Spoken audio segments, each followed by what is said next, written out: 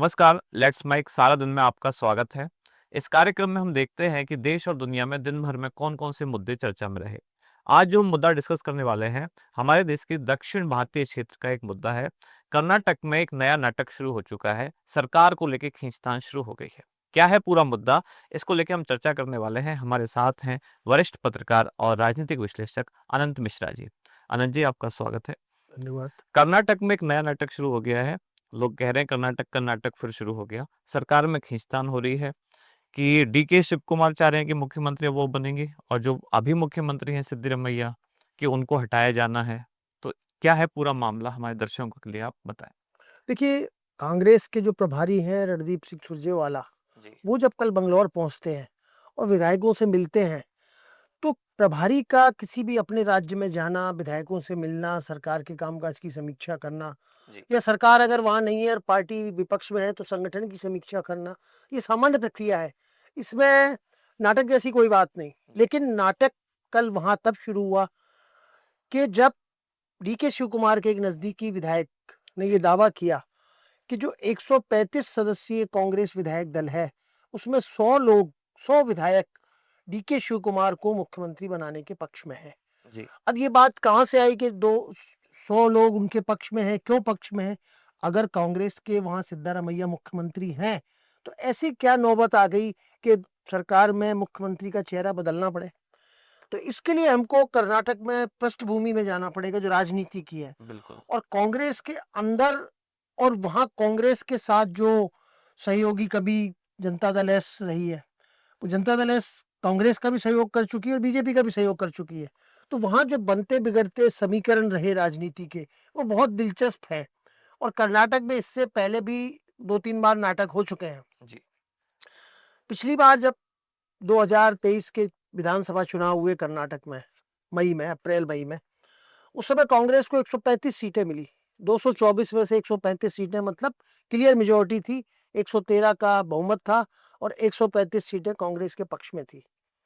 वहां जो डीके शिव कुमार हैं, वो कांग्रेस के बहुत वरिष्ठ नेता हैं और मूल कांग्रेस विचारधारा के हैं। जी। सिद्धारमैया जी कांग्रेस के तो हैं, लेकिन इनका जो अतीत है वो जनता दल एस के साथ जुड़ा हुआ है। जी। सिद्धारमैया जी ने 1983-84 में अपनी राजनीति की शुरू, और पहले जनता पार्टी, फिर जनता दल एस के उससे विधायक बनते गए। जी। एच.डी. देवगौड़ा कर्नाटक के मुख्यमंत्री रहे, फिर वो देश के प्रधानमंत्री रहे। जब 2004 में एच.डी. देवगौड़ा के पुत्र एच.डी. कुमार स्वामी की एंट्री होती है, जी। तो सिद्धारमैया जी को लगता है कि शायद जनता दल एस में मेरे लिए मुख्यमंत्री के दरवाजे नहीं खुलेंगे, भविष्य नहीं है। भविष्य नहीं है। क्योंकि एच.डी. देवगौड़ा उनके अपने पुत्र को लाए, विधायक बने, तो इनको लगा कि अब अगर मैं यहाँ रहता हूँ तो मंत्री पद तो मुझे मिल सकता है और कोई पद मिल सकता है, लेकिन मुख्यमंत्री का पद शायद एच.डी. कुमार स्वामी के खाते में जाएगा। मतलब कुछ कुछ वैसा जैसे कि शिवसेना में एकनाथ शिंदे। हाँ, बिल्कुल। उनको लगा कि उद्धव ठाकरे जब तक हैं, तो उद्धव ठाकरे के बाद फिर आदित्य ठाकरे, तो मेरी दाल यहाँ मुख्यमंत्री पद के लिए नहीं गलने वाली। तो 2005 में सिद्धारमैया जी ने अपने पार्टी एच.डी. देवेगौड़ा के साथ तोड़कर और कांग्रेस में आ गए। जी। और जब 2008 का चुनाव हुआ और वहां पे भारतीय जनता पार्टी सत्ता में आ गई, लेकिन ये उस धीरे धीरे वहां पे तब तक इतना बड़ा चेहरा बन चुके थे कि इनको कांग्रेस के अंदर दरकिनार करना मुश्किल हो गया था। सिद्धारमैया। और जब 2013 में पार्टी की सरकार आई, तो एक बार मुद्दा उठा, डीके शिव कुमार या और नेता मुख्यमंत्री की दौड़ में थे। जी। मल्लिकार्जुन खड़गे, ये भी कर्नाटक से आते हैं, ये भी कांग्रेस के नेता थे, ये भी दौड़ में थे। लेकिन सिद्धारमैया जी ने उस समय एक वीटो लगा दिया कि अगर मुझे मुख्यमंत्री पद नहीं दिया तो इतने विधायक है, इनको लेके मैं वापस अपने पियर चला जाऊंगा। पियर मतलब अपने पूर्व घर में, हाँ। और भारतीय जनता पार्टी के साथ मिलके वहां सरकार बना लेंगे। कांग्रेस आला कमान के सामने चुनौती थी कि वो अपनी सरकार बनाए या सिद्धारमैया के सामने उनकी शर्तें माने। बिल्कुल। सरेंडर नहीं कहूंगा, शर्तें माने। तो कांग्रेस को लगा कि नहीं, वहां 2008 से 13 तक भारतीय जनता पार्टी की सरकार रही, तो कांग्रेस को लगा कि नहीं, इनको मुख्यमंत्री पद दे देना चाहिए, और कांग्रेस ने इनको मुख्यमंत्री पद दे दिया। और 13 से लेकर 18 तक पूरे 5 साल तक सिद्धारमैया जी मुख्यमंत्री रहे। इन्होंने सरकार को अच्छी तरह से चलाया। 18 में जब चुनाव होते हैं तो वहां की समीकरण फिर वही उलझे हुए आते हैं। भारतीय जनता पार्टी को 224 में से मिलती है 104 सीट जी। और कांग्रेस को मिलती है 80 सीट हम्म, और 37 सीटें मिलती हैं एचडी कुमार स्वामी की जनता दल एस को। हम्म, अब वहां स्थिति हो गई कि 113 का बहुमत ना तो भारतीय जनता पार्टी के पास, उनके पास 9 विधायक कम और कांग्रेस के पास तो कम से कम 34 विधायक कम। बिल्कुल। तो एचडी कुमार स्वामी ने फिर उस समय देखा कि किसके साथ मिलकर सरकार बनाने में फायदा है। एचडी कुमार स्वामी ने शर्त रख दी, सब हमारे 37 विधायक हैं लेकिन मुख्यमंत्री पद हमको देते हो तो हम आपके साथ आने को तैयार हैं। कांग्रेस आला कमान ने देखा कि भारतीय जनता पार्टी को रोकने के लिए थोड़ा त्याग बलिदान करें अगर अपन, तो उन्होंने एचडी कुमार स्वामी को मुख्यमंत्री पद सौंप दिया। 104 भारतीय जनता पार्टी, 80 कांग्रेस और 37 वो, उन्होंने 117 के बहुमत के साथ सरकार बनाई।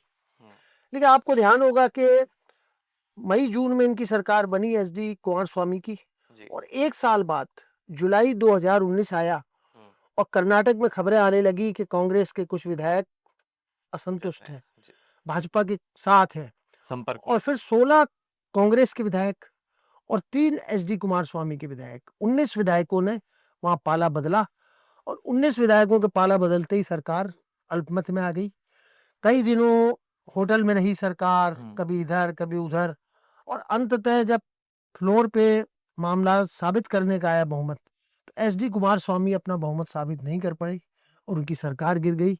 फिर भारतीय जनता पार्टी की सरकार बनी 19 में और 19 से लेकर 23 तक भारतीय जनता पार्टी की सरकार बनी और 23 में जब कांग्रेस की सरकार आई तो डीके शिव कुमार भी अड़ गए, उनके समर्थक भी अड़ गए कि एक बार इनको मौका मिल गया है सिद्धारमैया जी को। अब कांग्रेस के चूंकि ये वरिष्ठ हैं और कई संघर्ष किया, उन्होंने जेल गए, उनको कई बार डीआरआई में ईडी के संबंध भी गए, गिरफ्तारी भी हुई डीके शिव कुमार की। तो मूल कांग्रेसियों का कहना था कि डीके शिव कुमार को बनाया जाए। फिर वही दिल्ली के पाले में गेंद गई आला कमान ने सोच विचार के। लेकिन उस समय जब मई 2023 में 15 मई, 16 मई, 17 मई 3-4 दिनों में जो चला, उसमें ये फार्मूला निकल के आया कि पहले 2.5 साल सिद्धारमैया जी सीएम रहेंगे और 2.5 साल के बाद में डीके शिव कुमार बनेंगे और उप मुख्यमंत्री बनाया डीके शिव कुमार को। साथ में उनको प्रदेश कांग्रेस का अध्यक्ष भी बना दिया बैलेंस करने के लिए, एक तरफ तो सीएम, एक तरफ डिप्टी सीएम और प्रदेश अध्यक्ष। अब जब नवंबर में 2.5 साल पूरे होने वाले हैं तो सुगबुगाहट जो विधायकों की होती है, क्योंकि आपको ध्यान होगा कि ऐसे जो भी गठजोड़ बने हैं जहां 2.5 साल की बात हुई है, वहां कभी वो पहले जिसने मुख्यमंत्री पद संभाला ना उसने छोड़ा नहीं। यूपी में वही भाजपा और मायावती के साथ हुआ, 2.5 साल मायावती रह ली, जब भारतीय जनता पार्टी का नंबर आया तो उन्होंने मना कर दिया। तो ये अब जो फार्मूले की सुगबुगाहट हो रही है और रणदीप सुरजेवाला कल जब बेंगलोर गए तो उन्होंने जब विधायकों की नब्ज टटोली या वो की, तो सिद्धारमैया के समर्थकों को ये लगने लगा कि ये रायशुमारी करने आए हैं और हो सकता है सिद्धारमैया को आला कमान ये कहे कि आप पद छोड़ दो समय पे। इससे पहले का भी जो घटनाक्रम हुआ कि सिद्धारमैया 3 दिन के लिए अभी दिल्ली गए और राहुल गांधी से उनकी मुलाकात नहीं हो पाई। राहुल गांधी थे और बताते हैं कि राहुल गांधी लंदन जा रहे थे। उन्होंने ये कहा कि आप सिद्धारमैया से और केसी वेणुगोपाल जो कांग्रेस के जनरल सेक्रेटरी हैं, संगठन के मामले देखते हैं, आप उनसे मिल लो। सिद्धारमैया मंत्रिमंडल विस्तार करना चाहते हैं कर्नाटक में और कांग्रेस आला कमान का मानना है, जो सूत्रों के हवाले से खबरें आ रही हैं, क्योंकि ऐसे में कोई भी आला कमान बयान जारी नहीं करता, लेकिन जो अंदर की राजनीति को समझने वाले हैं उनका मानना है कि आला कमान ने केसी वेणुगोपाल और खरगे जी ने ये कह दिया है कि आप मंत्रिमंडल का विस्तार नहीं करें और बाद में देखा जाएगा। तो सिद्धारमैया को लग रहा है कि शायद मेरे को मंत्रिमंडल का विस्तार करने से इसलिए रोका जा रहा है क्योंकि 3-4 महीने बाद अब मेरे 2.5 साल होने वाले हैं। तो दोनों खेमों में जो शक्ति प्रदर्शन है वो कर्नाटक की राजधानी बंगलौर में कल से लेके और अभी बहुत चरम है और हर घंटे कुछ ना कुछ नई खबर आती है। अच्छा, जब मुख्यमंत्री बनने से पहले ही ये तय हो गया था बनते समय ही कि 2.5 साल रहेंगे सिद्धारमैया, 2.5 साल रहेंगे डीके शिव कुमार। तो अब फिर परेशानी क्या है? क्या अब सिद्धारमैया उस समझौते को तोड़ देना चाहते हैं? नहीं, देखिए जो भारतीय जनता पार्टी और मायावती के जो समझौता हुआ था मायावती के बीच में, वो एक लिखित समझौता होता है कि 2.5 साल आप रहेंगे, 2.5 साल हम। जी। लेकिन विदिन पार्टी, एक ही पार्टी के भीतर अगर आला कमान तय करता है कि 2.5 साल ये रहेंगे, 2.5 साल, उसमें लिखित समझौता नहीं होता। उसमें सिद्धारमैया और डीके शिवकुमार के साथ साइन नहीं होंगे कहीं कि हम इसको मानने को राजी हैं। वो एक आंतरिक जो आम सहमति बनी होगी, और उसमें उस समय सिद्धारमैया ने भी उसमें अपनी सहमति दी होगी, क्योंकि उनको लग रहा था कि पहले 2.5 साल मुझे मुख्यमंत्री पद मिलना है। अब इसमें एक बात कही जाती है कि मेहनत सारी डीके शिव कुमार ने की। जब ये मुख्यमंत्री बनाने का टाइम आया था, तब भी ज़्यादातर लोगों को लग रहा था कि शिव कुमार को बनना चाहिए, वो कांग्रेस के पुराने नेता हैं, मूल कांग्रेसी हैं। और जो बात कही जाती है मलाई खाने वाली, वो ले गए सिद्धारमैया। क्या ऐसा है? और अब वो उस मलाई को छोड़ना नहीं चाहते? नहीं, बिल्कुल सही है। पिछली बार भी जब कांग्रेस की 135 सीटें आई, तो अधिकांश विधायकों का जो समर्थन है वो डीके शिव कुमार के साथ था। जी। लेकिन कांग्रेस आलाकमान को ये भी पता था, सिद्धारमैया का जो राजनीतिक अतीत है उससे भी कांग्रेस आलाकमान परिचित था, कि अगर हमने इस समय सिद्धारमैया को नहीं दी, तो जो कांग्रेस कर्नाटक में एक सरकार बनाने की स्थिति में है, और आपको याद होगा उस समय कांग्रेस कई राज्यों में अपना जनाधार खोती जा रही थी, तो कांग्रेस आलाकमान को ये लगा कि अगर अभी हम जैसे तैसे करके अपनी सरकार बना लें, अभी अगर सरकार ने, हमने सिद्धारमैया को मना किया और सरकार कहीं गिर गई, या भारतीय जनता पार्टी ने पिछले दरवाजे से सरकार बना ली, इससे बेहतर है कि अभी मामले को ठंडा किया जाए। और डीके शिव कुमार को उस समय सोनिया गांधी और राहुल गांधी ने बुला के समझाया कि आप अध्यक्ष पद लो, और डीके शिव कुमार एक अनुशासित सिपाही की तरह कहते हैं कि मान गए हो कि आप जो आला कमान कहेगा, मैं कांग्रेस का सिपाही हूँ, और मेरे लिए पद प्राथमिकता नहीं है, मेरे लिए कांग्रेस की सरकार बनाना प्राथमिकता है। तो क्या इसमें अभी जैसे बीजेपी का ज़िक्र आया, तो क्या कहीं न कहीं भारतीय जनता पार्टी कुछ हवा दे रही है इनके आपसी विद्रोह में या लड़ाई में? या उनका कहीं कुछ ऐसा रोल है कि वो भी सरकार बनाने की दौड़ में देखिए, है? भारतीय जनता पार्टी के नेता इसमें खुलकर तो कुछ नहीं बोल रहे, जैसा कि अमूमन हर पार्टी बोलती है कि ये कांग्रेस का आंतरिक मामला है, कांग्रेस को निपटना है। जी। लेकिन अतीत हमें देखें अगर, तो वही कर्नाटक है जहां 16 विधायकों ने कांग्रेस के और 3 जेडीएस के विधायकों ने इस्तीफे दिए, सरकार गिरी, और भारतीय जनता पार्टी ने अपनी सरकार बनाई। वही मध्य प्रदेश का उदाहरण सामने है, वहां 115 कांग्रेस के पास थी, 109 बीजेपी के पास थी, सिर्फ 6 सीटों का अंतर था, और ज्योतिरादित्य सिंधिया के नेतृत्व में 14-15 एमएलए ने वहां से बगावत की, विधानसभा की सदस्यता छोड़ी, कमलनाथ सरकार अल्पमत में आई, और उसके बाद भारतीय जनता पार्टी ने अपनी सरकार बनाई और फिर रिपीट की 2023 में। तो ऐसे उदाहरण कई जगह हैं कि जहां पे आपको लगता है कि अगर हमने पद छोड़ दिया, सरकार छोड़ दी, तो कल को इसके लिए खतरा नहीं हो जाए। तो वहां पे जो अभी समीकरण बन रहे हैं, अभी हालांकि 4 महीने का समय है, लेकिन जो खलबलाहट, जो आंतरिक गुटबंदी, खेमेबंदी, जो दोनों खेमे में चल रही हैं, डीके शिव कुमार के और सिद्धारमैया के, वो आने वाले दिन, आने वाले 3-4 महीने बहुत महत्वपूर्ण होंगे, क्योंकि सिद्धारमैया के बारे में कहा जाता है कि अगर उन्होंने मना लिया है मन की मुझे कुर्सी नहीं छोड़नी, तो हो सकता है वो भारतीय जनता पार्टी के खेमे में चले जाएं। मैं हो सकता शब्द इसलिए कह रहा हूँ कि पहले भी वो अपनी मूल पार्टी जनता दल एस छोड़ के आ तो चुके हैं। मतलब आपका इशारा इस तरह से है, क्या सिद्धारमैया कर्नाटक के नीतीश कुमार हैं? कि वो अपनी कुर्सी नहीं छोड़ेंगे चाहे पार्टी बदल दें? बिल्कुल, ऐसा अगर क्योंकि आपको ये देखना होगा कि सिद्धारमैया आज 77 साल की उम्र में है, जी। 78 साल की उम्र में चल रहे हैं, और ये अगर 2.5 साल उनके हाथ से निकल जाते हैं, फिर चुनाव होंगे, पता नहीं वहाँ भारतीय जनता पार्टी आती है, कांग्रेस आती है, और वो उनकी उम्र, तो वो ये देखते हैं कि ये जो 2.5 साल है, ये मेरे लिए राजनीतिक स्वर्णिम काल है। तो मैं मुख्यमंत्री पद से अगर राजनीति से रिटायर होता हूँ, अटकलें ये भी है कि कांग्रेस आलाकमान उनको केंद्र में लाने की कोशिश कर रहा है, लेकिन आपको पता है कि 11 साल से कांग्रेस केंद्र की राजनीति में विपक्ष की भूमिका में है। भारतीय जनता पार्टी में तो ये हुआ कि शिवराज सिंह को आपने मुख्यमंत्री नहीं बनाया, उनको केंद्र में मंत्री, लेकिन सिद्धारमैया को लगता है कि अभी वो दिल्ली जाके करेंगे क्या? एक राज्यसभा की सीट अगर उनको मिल गई, तो बाकी राज्यों में संघर्ष करना है, तो इसलिए अगर सत्ता को उन्होंने प्राथमिकता दी, तो हो सकता है आने वाले दिनों में कर्नाटक में जो 5 साल पहले नाटक हुआ था, 6 साल पहले, वही जुलाई का महीना था। हम्म। तो फिर एक बार हमको आने वाले दिनों में नाटक देखने में मिल सकता है। अच्छा, जो शिव कुमार हैं, उनके ही एक समर्थक विधायक हैं इकबाल हुसैन। इकबाल हुसैन ने बयान दिया कि 100 से ज़्यादा विधायक शिव कुमार के समर्थन में हैं। तो ये इकबाल हुसैन का कहना क्या खुद शिव कुमार ने उनके मुँह से कहलवाया है? क्या वो खुद माहौल बनाने की कोशिश कर रहे हैं? राजनीति में देखिए, कोई आदमी कहलवाता नहीं है, लेकिन जो कट्टर समर्थक होते हैं, उनका जो कथन है वो उनके नेता का कथन मान लिया जाता है। अगर वो ये कहते हैं कि 100 विधायकों का समर्थन उनके साथ है, तो पेच यहीं से शुरू होता है। जो राजनीति है ना, जी। वहाँ 224 में से अगर 100 विधायक उनके साथ हैं, मान लिया, और 35 विधायक सिद्धारमैया के साथ है, और अड़ाअड़ी का खेल चलता है, तो 100 विधायक सरकार नहीं बना सकते। अगर 35 विधायक अलग हो गए, 66 भारतीय जनता पार्टी के साथ हैं, 19 कुमार स्वामी के साथ हैं। वो कुमार स्वामी जो 2013 में कांग्रेस के साथ मिलकर जिन्होंने सरकार बनाई थी 2018 में, वो आज केंद्र में मंत्री बने बैठे हैं।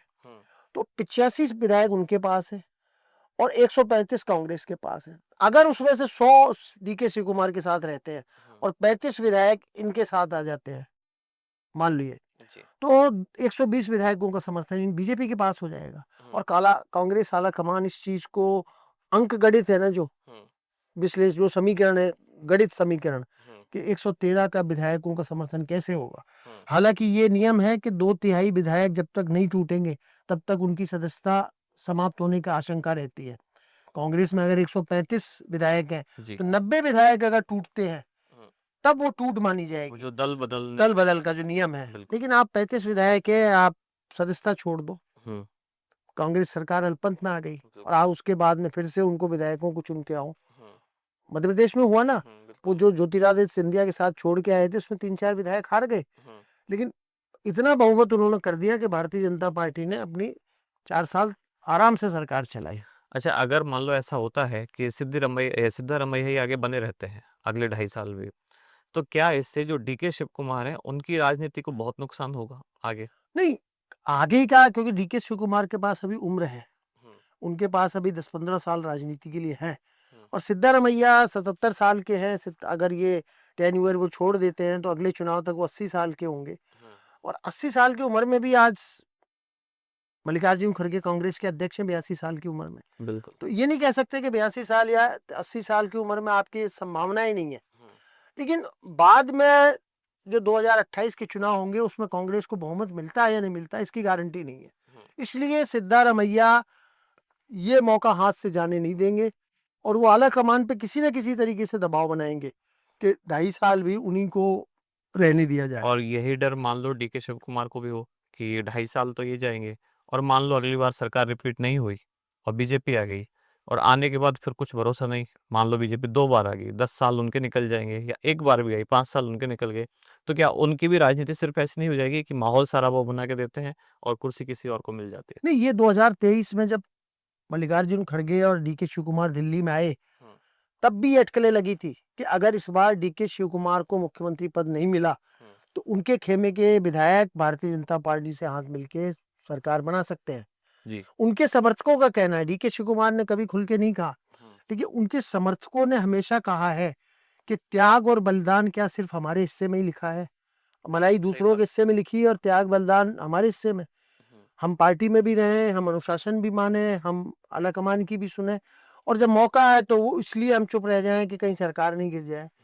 तो अगर सिद्धारमैया अड़े रहे, अपन आने वाले कल की बात कर रहे हैं कि अगर वो 6 महीने बाद या 2.5 साल का टेन्योर पूरा होने के बाद वो इस्तीफा नहीं देते हैं, तो हो सकता है कि डीके शिव कुमार भी वो राह पकड़े।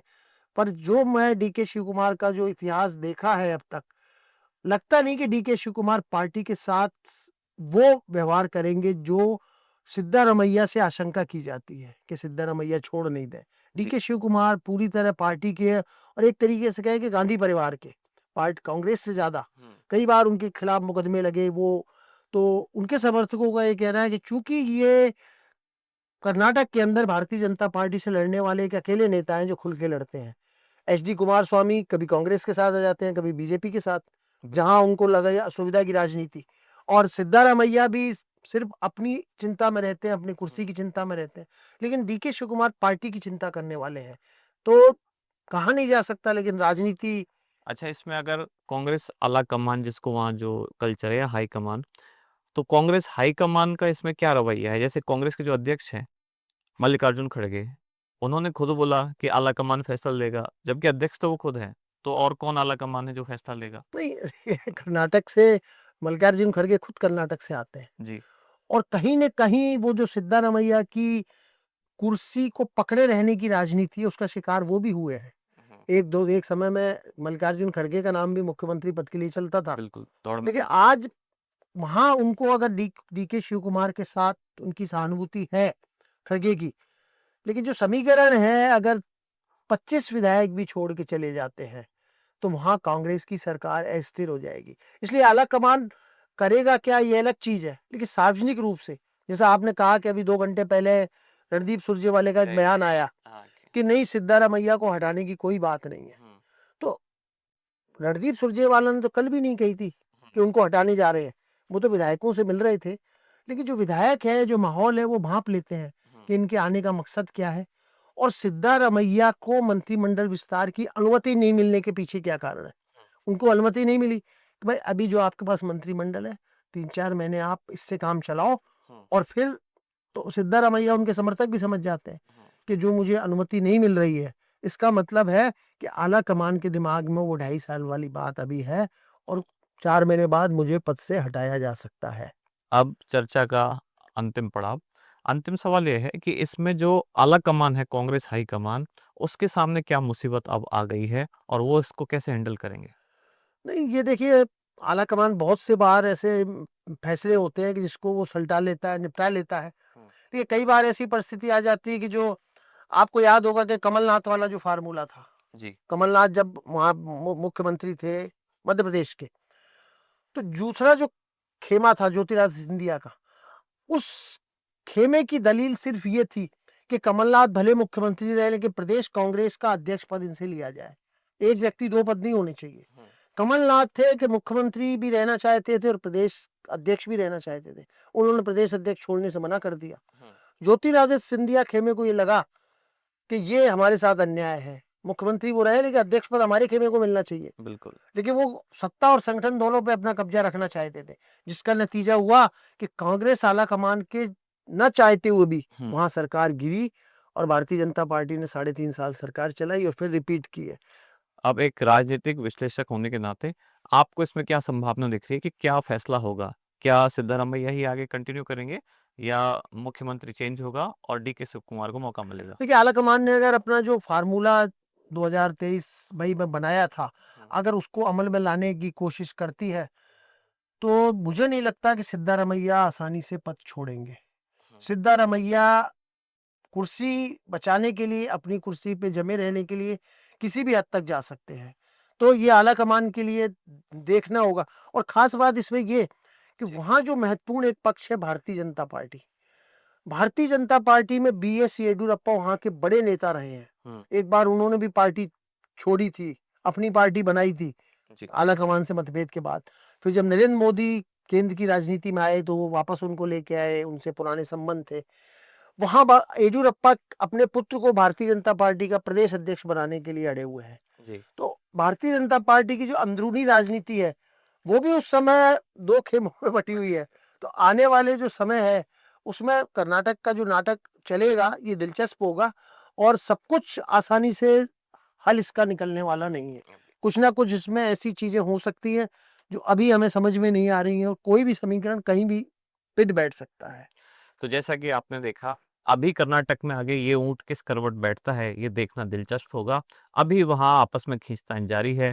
कांग्रेस की तरफ से रणदीप सुरजेवाला पहुंचे हैं और उन्होंने एक स्टेटमेंट दिया कि सत्ता में कोई परिवर्तन, यानी कि मुख्यमंत्री में कोई परिवर्तन नहीं करने वाले हैं। लेकिन फिर भी जो आंतरिक चर्चा है, उनसे माहौल लगातार गर्म है। तो अभी देखना बाकी है कि किस तरफ माहौल जाता है। तो अगर आपको चर्चा अच्छी लगी है, अपने कमेंट्स करके हमें जरूर बताएं। कार्यक्रम में अंत तक जुड़े रहने के लिए धन्यवाद। सर, आपका भी आने के लिए धन्यवाद। आप सुन रहे थे let's make more than radio. Follow कीजिए हमें हमारे सोशल मीडिया प्लेटफॉर्म्स पर। It's time for news. It's time for More Than Radio. Presenting the first radio news app, Let's Mic. Let's Mic, a news-based app on your phone where you get to watch and listen news, talk shows, interviews, radio show podcasts. On Let's Mic, you get all relevant information of TV, print, radio, podcast, and digital. Let's Mic talks about every segment of life.